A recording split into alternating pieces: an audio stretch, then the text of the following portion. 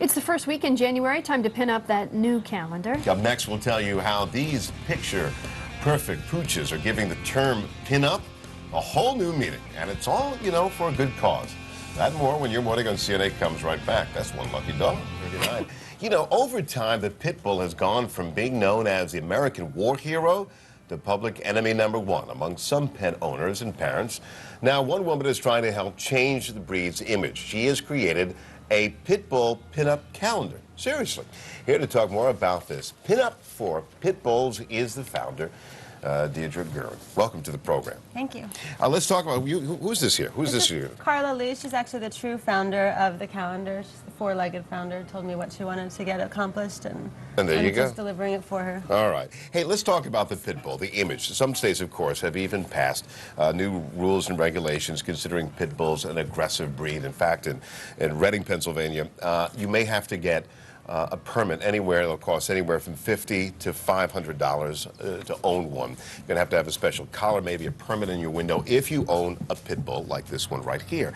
Do you agree with that measure? I don't. Why not? What do you think? I think it's unfair. It's really biased and borderline ignorant. They're putting speculations like that out there, stating that these are dangerous dogs, when in fact there's no evidence of anything to that case.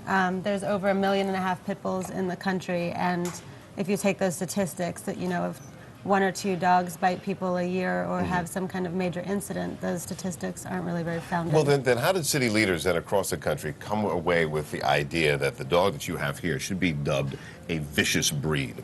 It's really pure speculation. There aren't any factors out there that prove that, like the locking jaws, for example. People assume that that's a fact when in fact it's a myth.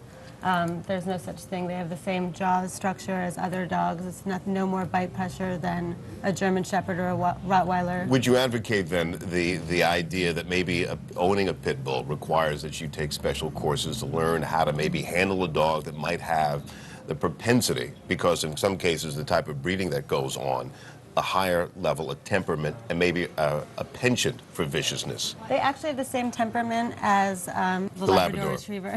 Right.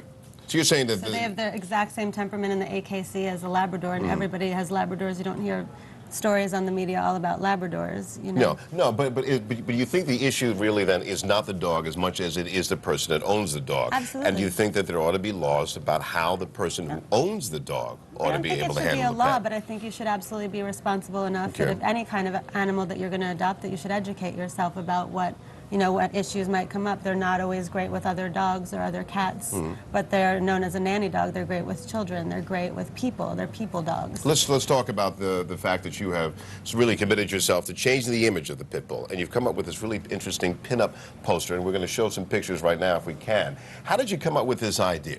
I really wanted to take something that America loved, like the pinups, for example. Everybody loves a beautiful woman and a strong woman, and they like to see them in that light. And I thought, how can I trick people into paying attention? And what better way to pay attention than put a beautiful girl with a great dog? How did you get the idea to do this? And how did you went to New Orleans, I understand, to recover and rescue some of the pinups, some of the pit bulls that are in these pictures? Not the ones that are in the pictures, no. But I did go down there for search and rescue with NDART, just the National Disaster Animal Relief Team.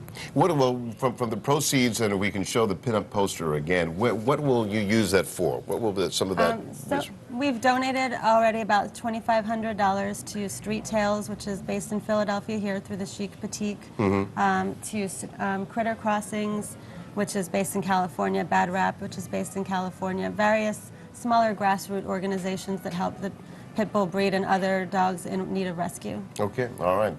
Her name is Deirdre Guerin. She is the founder of Pinup for Pitbulls. I want to thank you so much for joining us. Find out more information on how you can purchase one of these calendars, Pinup for Pitbulls 2008. Just log on to our website at cn8.tv/yourmorning. Thanks for coming by. Thank you so much. And can I thank Bombshell Mandy for helping me with doing the photography on the calendar? You just did. Thank you very much. All right, Connie, over to you. All right, thanks, Greg.